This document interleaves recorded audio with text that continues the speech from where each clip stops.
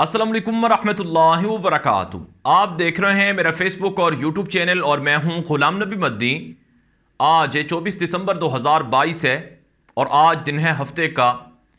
नसीकाम तख्ते पंजाब की जंग इमरान खान जीत गए हैं।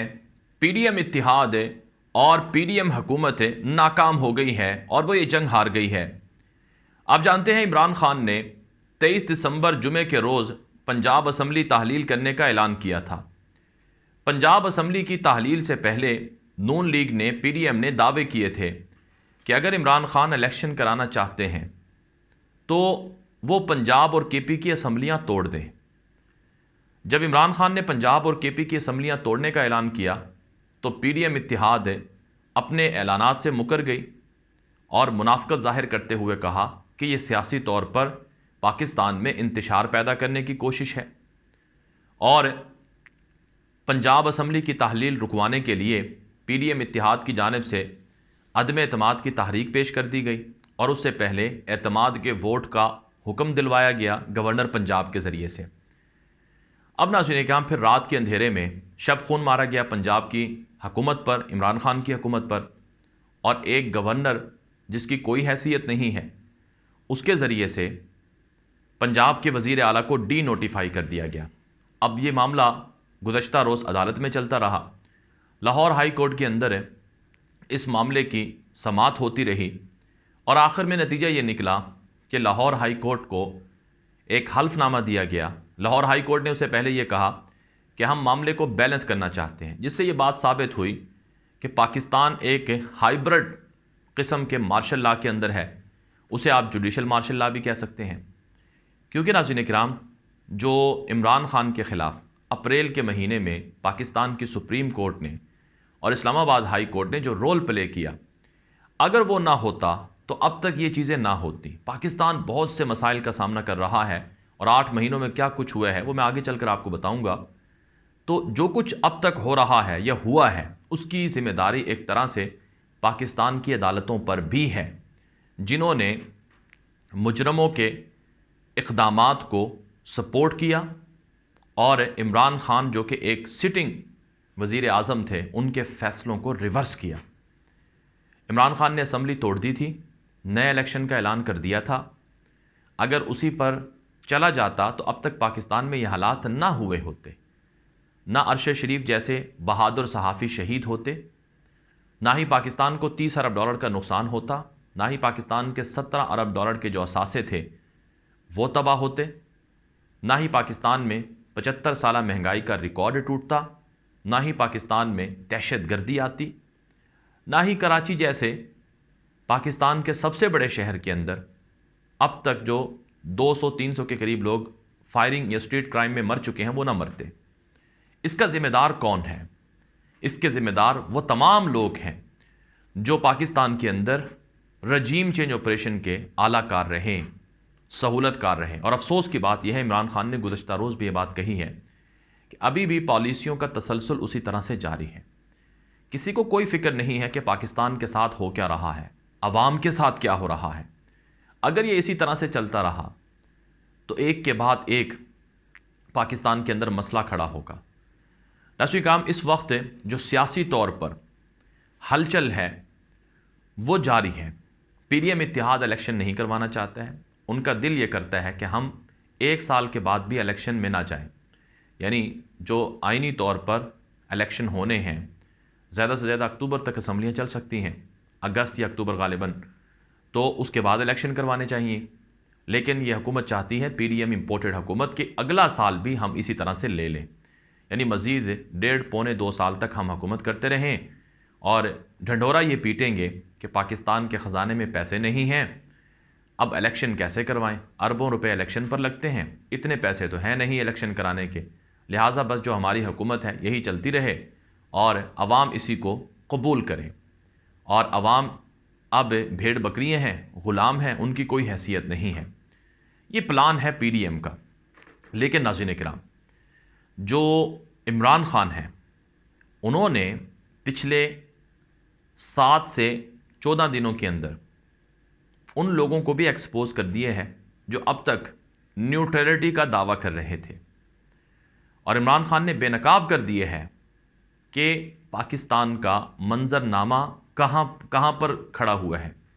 क्या पाकिस्तान बदला है नई क़यादत से, नए चेहरों से, या वहीं का वहीं खड़ा हुआ है? ये चीज़ें सामने आ गई हैं। अब हो ये रहा है पाकिस्तान के सियासी मंजरनामे में कि इमरान खान का फ़ैसला अटल है, वो असम्बली को ताहलील करेंगे, इलेक्शन के लिए वो हर ऑप्शन इस्तेमाल करेंगे।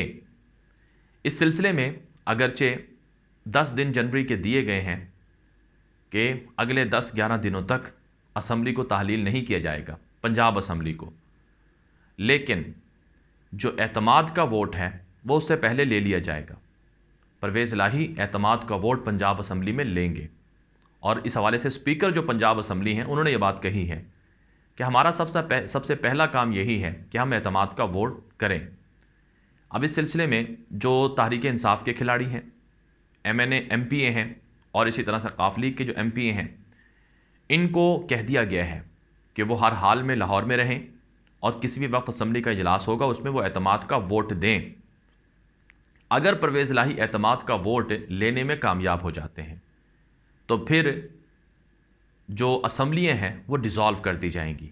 लेकिन अगर तहरीक इंसाफ के वज़ीर आला परवेज़ इलाही एतमाद का वोट ले लेते हैं और PDM को लगता है कि हमने ब्लैकमेलिंग से, नंगी गंदी वीडियो से और पैसों से तहरीक इंसाफ और काफ लीग के MPA को नहीं ख़रीद सके हम, तो फिर वो अदम एतमाद की तहरीक दोबारा टेबल करेंगे। और जब वो अदम एतमाद की तहरीक दोबारा टेबल करेंगे तो उसका हदफ ये होगा कि असम्बली को मज़ीद डिज़ोल्व होने से रोकें। तो वो मज़ीद डिज़ोल्व होने से रोकने के लिए अदम एतमाद की तहरीक टेबल करेंगे, लेकिन उसको भी आने वाले 2 दिनों में, 3 दिनों में, यानी तहरीक अदम एतमाद जब पेश होगी उसके 6 या 7 दिन के अंदर उसको नाकाम बनाया जा सकता है।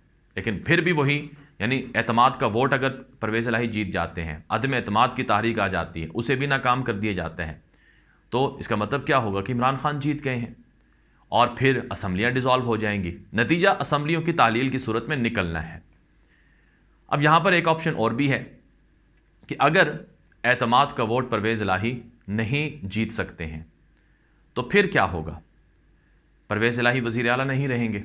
जब परवेज़ इलाही वज़ीर आला नहीं रहेंगे तो दोबारा वोटिंग होगी, जिसके पास ज़्यादा वोट होंगे वो वज़ीर आला बन जाएगा। तो जो असम्बली के अंदर दोबारा जब वोटिंग होगी तो उसमें अगर तहरीक इंसाफ और काफ लीग का कोई शख्स है वो इन्हिराफ करेगा तो वो डिस्क्वालीफाई हो जाएगा और उसको अपनी जो सीट है उसे हाथ धोना पड़ेगा।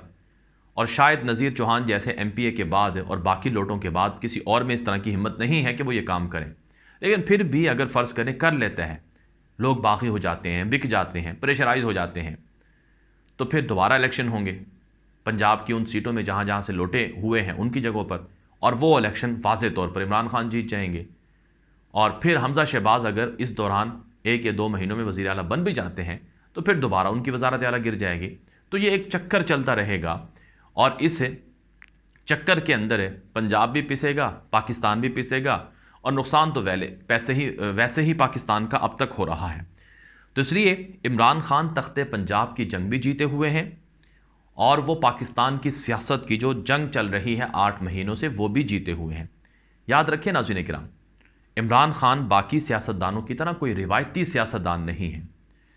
उनके अब तक के जो इक़दामात हैं वो एक इनकलाबी शख्स की अलामत है, इनकलाबी लीडर की अलामत है। वो एक इनकलाबी शख्स हैं और वो इनकलाब के लिए ही ये सब करना चाहते हैं। और वो इनकलाब क्या है कि पाकिस्तान हकीकी तौर पर आज़ाद हो जाए, पाकिस्तान अमेरिका, यूरोप और बाकी मुल्कों का ग़ुलाम ना रहे, उनको आंखें दिखाकर बात करें। अब पिछले 8 महीनों में क्या हुआ है? शहबाज शरीफ में कहीं आपने कोई जुर्रत देखी कि उसने आंखों में आंखें डालकर बात की हो?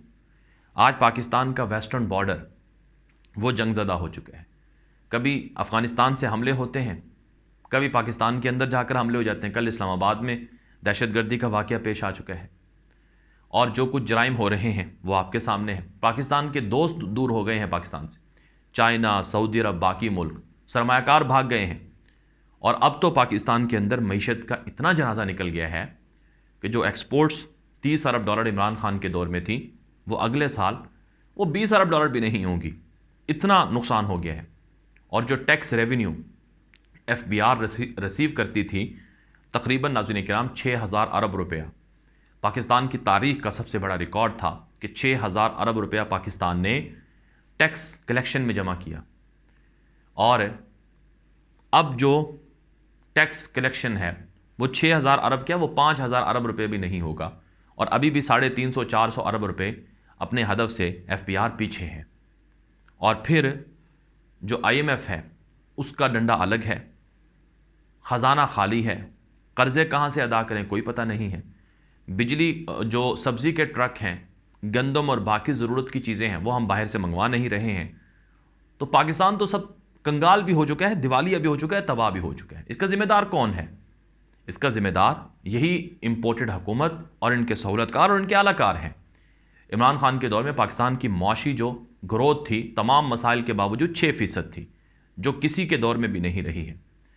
तो इसलिए पाकिस्तान के सियासी मंजरनामे में लोग इमरान खान को इनकलाबी शख्स मानते हैं, इनकलाबी लीडर मानते हैं। वो ये कहते हैं कि हमने पाकिस्तान को आज़ाद करवाना है और पाकिस्तान जब तक आज़ाद नहीं होगा तब तक ये मसाइल वैसे के वैसे रहेंगे।